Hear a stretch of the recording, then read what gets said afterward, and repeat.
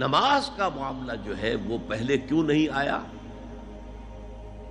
نماز کا بعد میں آ رہا ہے. آت المال علی حبہ ذوی القربى والیتامى والمساکین وابن السبیل والسائلین وفی الرقاب. کتنا دور لے گئے. واقام الصلاۃ وآتى الزکاۃ. یہ ہے ترتیب کے اعتبار سے جو میں نے عرض کیا تھا. یہاں عنوان کیا ہے؟ یہاں نیکی کی حقیقت عنوان ہے.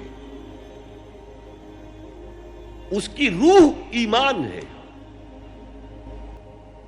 اور اس کا ظاہر اس میں سب سے پہلے انسانی ہمدردی، اور اس ہمدردی کی بنا پر وہ مال جو بہت محبوب ہے خرچ کرنا.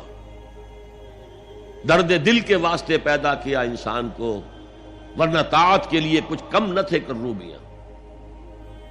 اگر یہ نہیں ہے تو کچھ نہیں.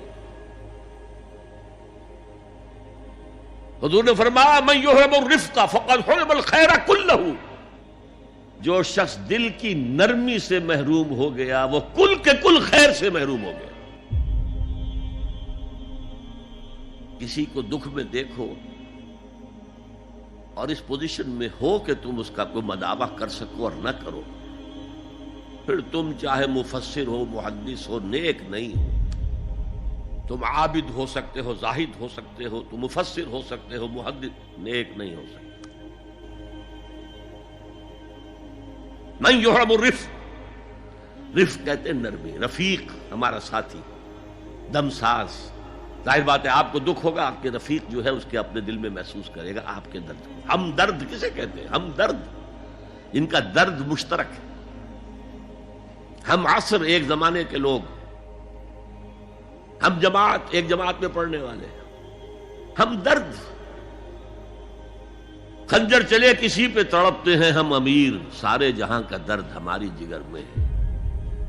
اگر یہ رفق نہیں ہے، اگر یہ ہمدردی نہیں ہے، اگر کسی کو دکھ میں دیکھ کر آپ تڑپ نہیں اٹھتے، اگر اس کی مدد کرنے پر قادر ہو اور نہیں کرتے تو کل خیر سے محروم ہے.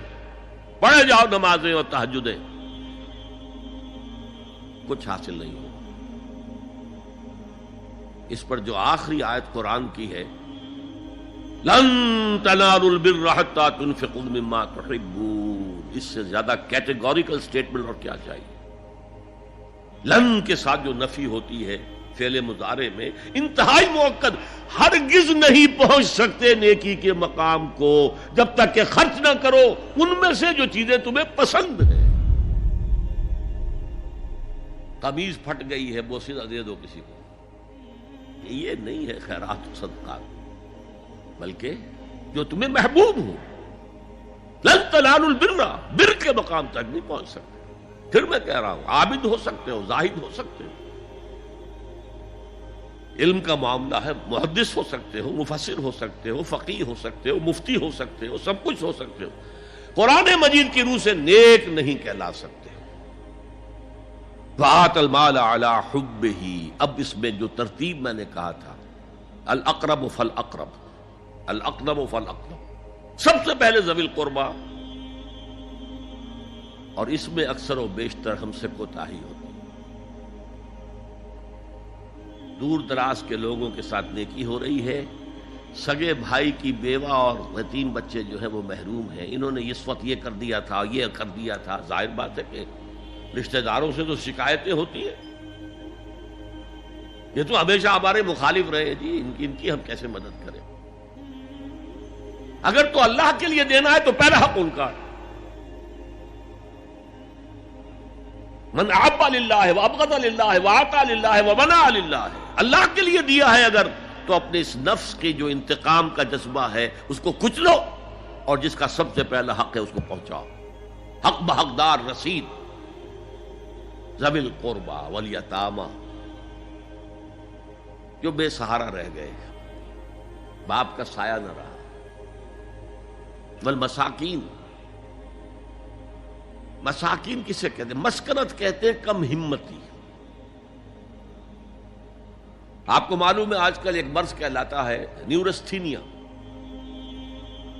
آدمی دیکھنے میں ہٹا کٹا ہے، صحت مند ہے، لیکن اندر سے اس کی کوئی ہمت ایسے جواب دے گئی ہے کچھ کر ہی نہیں سکتا. وہ ہے مسکین. اسی لیے جو فرمایا گیا یہودیوں کے لیے ضربت علیہم الذلۃ والمسکنہ، ذلت کے معنی بھی کمزوری اور مسکنت کم ہمتی، ہمت ختم ہو گئی. تو جو اپنے پاؤں پر نہیں کھڑا رہ سکتا اس وجہ سے کہ اس میں وہ ہمت کم ہو گئی ہے، وہ بھی مستحق ہے. وابن السبیل اور مسافر، پرانے زمانے میں آپ کو معلوم ہے نہ سرائیں تھیں، نہ کچھ اور تھا، نہ ہوٹل تھے. پھر اگر کہیں راستے میں چوری ہو گئی، ڈاکہ پڑ گیا، تو آدمی جو ہے گھر میں خود ہے، کفیل ہے، اچھا ہے. اس وقت کی حالت ایسی ہو گئی. ہمارے ہاں بیگرز نے اسی کو ایک بہت بڑا بہانہ بنایا ہوا، جی میں آیا تھا وہاں سے اور یہاں سے اور میری جیب کٹ گئی، سب کچھ چلا گیا، اب مجھے واپس جانے کے لیے کرایہ چاہیے. اکثر و بیشتر جھوٹے کیسز ہوتے ہیں. اگر آپ کسی کو پکڑ لیں اور ساتھ لے کر کہیں تحقیق کراؤ تو وہ بھاگ جائے گا، پھر نہیں آئے گا اس مسجد میں. لیکن یہ کہ ابن السبیل یہ بھی ایک کھاتا ہے. والسائلین، یہ ذرا تفصیل طلب معاملہ ہے. اسلام کی تعلیم بڑی متوازن ہے. ایک طرف سوال کی مذمت ہے، مت اپنا دستے سوال دراز کرو کسی کے سامنے. جو شخص ہاتھ پھیلاتا ہے مانگنے کے لیے، وہ اپنی عزت نفس کو ہتھیلی پر رکھ کر آپ کے سامنے پیش کر رہا ہے، اور آپ ٹھوکر مار دیتے ہیں اس کی عزت نفس کو. مانگو اللہ سے. اللہ کسی کے دل میں ڈالے تمہاری ضرورت پوری کر سکتا ہے، بغیر اس کے کہ تم کسی کے سامنے دستے سوال دراز کرو. تو سخت مسمت ہے.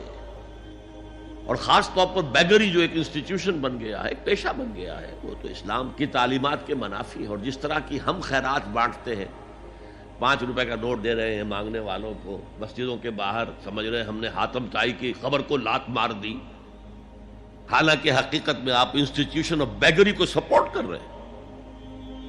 کسی ایک کو لے لو، آؤ چلو مجھے اپنا گھر دکھاؤ، مجھے بتاؤ تم واقعی اس قابل ہو یا نہیں ہو، اور پھر اس کی مدد کریں، لمسم کریں. پھر وہ 5 روپے نہیں ایسی دیں کہ وہ کچھ اپنے پاؤں پر کھڑا ہو سکے. میں نے 1 روپیہ نہیں کہا، کہ 1 روپیہ تو اب کوئی شے نہیں رہی، لیکن یہ کہ 5 روپے کا نوٹ بھی آپ نے تقسیم کرنے شروع کر دیے، یہ کیا ہے؟ والسائلین وفی الرقاب. لیکن دوسری طرف سائل کو جھڑکنا نہیں ہے. اما السائل فلا تنہر، جھڑکو نہیں. اچھا بھائی نہیں، تو معاف کرو، میرے پاس اس وقت آپ کی مدد کے لیے کچھ نہیں ہے، میں کچھ نہیں کر سکتا. تو ان دونوں کے درمیان اصل میں معاملہ ہونا چاہیے. بلکہ یہاں تک بھی فرمایا سائل کو ضرور دو، چاہے وہ گھوڑے پر سوار ہو کر تمہارے دروازے پہ آیا. کیا پتا اس کی واقعی الجھن کیا ہے. تو سوال کی مذمت اور سائل کو جھڑکنے کی ممانعت. حتی الامکان خالی ہاتھ نہ لوٹاؤ. اس نے اپنی عزت نفس اپنی ہتھیلی پر رکھ کر تمہاری سامنے پیش کر دیا، اسے ٹھوکر نہ مارو. لیکن جیسا کہ میں نے عرض کیا، یہ انسٹیٹیوشن آف بیگری جو ہے یہ ایک علیحدہ شے ہے، بالکل اس کا اس سے کوئی تعلق نہ سمجھیے. وفی الرقاب، رقاب جمع ہے رقبہ، گردن. فک رقبۃ او اطعام فی یوم ذی مسغبۃ یتیما ذا مقربۃ او مسکینا ذا متربہ. فک رقبۃ، کسی کی گردن چھڑا دینا. اس وقت سب سے بڑی ایپلیکیشن اس کی تھی غلاموں کو، کنیزوں کو اپنے پیسے سے خرید کر آزاد کر دینا. بہت بڑی نیکی، بہت بڑی نیکی. اور حضرت ابو بکر رضی اللہ تعالیٰ عنہ کے دفتر فضائل میں سب سے اونچا کام یہ ہے کہ جن غلاموں کو اور جن کنیزوں کو ستایا جا رہا تھا، دیئر اونرز، دیئر ماسٹرز، ان کے آقا کو حق حاصل تھا جو چاہے کریں ان کے ساتھ، قتل کر دے، کوئی پوچھنے والا نہیں ہے. میں پہلے بھی عرض کر چکا ہوں، میری ملکیت ہے، جیسے میری بکری میری ملکیت ہے، میں نے اس کو ذبح کیا، گوشت کھا لیا، تم کون ہوتے ہو پوچھنے والے؟ میرا غلام تھا، میں نے قتل کر دیا، تم کون ہو پوچھنے والے؟